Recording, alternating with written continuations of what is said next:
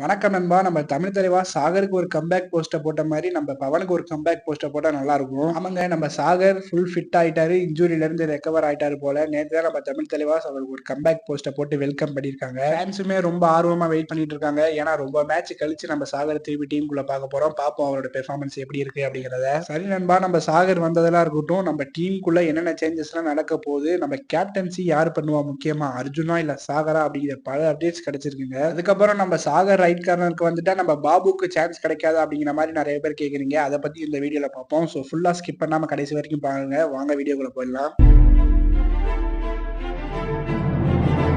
சரி, ஓகே. சாகர் டீமுக்குள்ள வந்துட்டாரு. கேப்டன்சி யார் பண்ணுவாரு அப்படின்னு கேட்டீங்கன்னா, கண்டிப்பா நம்ம அர்ஜுன் தாங்க பண்ணுவாரு. எந்த ஒரு மாற்றமும் இல்ல. ஆமாங்க, நம்ம சாகருக்கு திடீர்னு வந்தவொடனே கேப்டன்சி பொறுப்பை கொடுக்கறது கஷ்டம் தான். ஏன்னா இன்னும் அவர் டீம் கூட செட் ஆகணும், இன்னும் நிறைய மேட்சஸ் எல்லாம் ஆடணும். ஆனா நம்ம அர்ஜுன் அப்படி இல்லைங்க. நிறைய மேட்ச் ஏற்கனவே ஆடிட்டாரு. இப்பதான் டீம் கூட கொஞ்சம் கொஞ்சமா செட் ஆயிட்டு வராரு. ஸோ அர்ஜுன் தான் கேப்டன்சி பண்ணுவாரு. எனக்குமே ஒரு சின்ன ஆசை தான், நம்ம சாகருக்கு கேப்டன்சியை கொடுத்துட்டு நம்ம அர்ஜுனை ஃப்ரீ ஆட விட்டா இன்னும் நிறைய ஸ்கோர் பண்ணுவாரு அப்படிங்கிற மாதிரி. வெயிட் பண்ணி பார்ப்போம். கண்டிப்பா நெக்ஸ்ட் மேட்ச்ல எப்படியும் தெரிய தானே போகுது. ஓகே, ரெண்டாவது கொஸ்டினுக்கு வருவோம். இதுதாங்க ரொம்ப முக்கியமான விஷயம். நம்ம சாகர் திருப்பி டீமுக்குள்ள வந்துட்டா நம்ம பாபுக்கு சான்ஸ் கிடைக்காதா அப்படிங்கிறதா இங்க பல பேர்த்தோட கொஸ்டின். ஆமாங்க, நம்ம சாகரும் ரைட் கார்னரு, நம்ம பாபுவும் ரைட் கார்னரு. ஸோ இதனால நம்ம ஃபேன்ஸ் பல பேர் குழம்பி போயிருக்காங்க.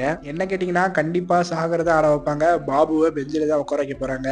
ஆனாலும் நம்ம பாபுக்கு ஒரு சான்ஸ் இருக்குங்க. மேபி அந்த ரைட் கார்னர் பொசிஷனுக்கு பதிலா ரைட் கவர் பொசிஷனை ட்ரை பண்ணி பார்க்கலாம். ஆமா, அங்க இருக்கிறது யாரு, நம்ம ரோனக்கும் ஆசிஸும். இவங்க ரெண்டு பேருமே ஏற்கனவே வீக்கா தான் இருக்காங்க. ஸோ இவங்களை ஒருத்தங்களை தூக்கிட்டு நம்ம பாபுக்கு சான்ஸை கொடுக்கலாம். ஓகே, இப்போ டிஃபெண்டிங்லாம் நல்லா செட் ஆயிடுச்சு. நம்ம சாகர் இருக்காரு, பாபு இருக்காரு, அங்கிட்டு நித்தேஷும் நல்லா ஃபார்முக்கு வந்துட்டாரு. ரைடர்ஸ் தான் என்ன பண்ண போறாங்க அப்படிங்கிறது தெரியல. அர்ஜுன் அண்ட் நரேந்தர். ஆமாங்க, நம்ம அர்ஜுன் அது போன மேட்ச் தான் ஃபார்ம் அவுட். நம்ம நரேந்தர்லாம் PKL 9க்கு அப்புறமே ஃபார்ம் அவுட் ஆயிட்டாரு. நரேந்தர் கண்டிப்பா கம்பேக் தரணுங்க. அதே மாதிரி நம்ம அர்ஜுனும் அப்பப்ப கரெக்டா போய் போனஸ் எடுக்கணும். போனஸ் டீம்ல யாருமே எடுக்க மாட்டாங்க. சரி, ஓகே நண்பா, பொறுத்திருந்து பார்ப்போம். நெக்ஸ்ட் மேட்ச் நமக்கு ஜெய்ப்பூர் பிங்க் பேந்தர்ஸ் செம ஃபார்ம்ல இருக்காங்க. எப்படி நம்மள போட்டு பொழக்க ரெடியா இருப்பாங்க. யார் எப்படி இருந்தாலும் சரி, நம்ம தமிழ் தலைவாஸ் கண்டிப்பா வின் பண்ணி கம்பேக் கொடுப்பாங்க அப்படின்னு சொல்லி நம்புவோம். சரி, ஓகே நண்பா, ஸ்போர்ட்ஸ் அண்ட் கபடி அப்டேட்ஸ்லாம் நம்ம சேனல்ல நிறைய இந்த மாதிரி வரும். உங்களுக்கு இதுல ஆர்வம் இருந்துச்சு அப்படின்னா நம்ம சேனலை சப்ஸ்கிரைப் மட்டும் பண்ணி வச்சுக்கோங்க. நெக்ஸ்ட் வீடியோல பார்க்கலாம்.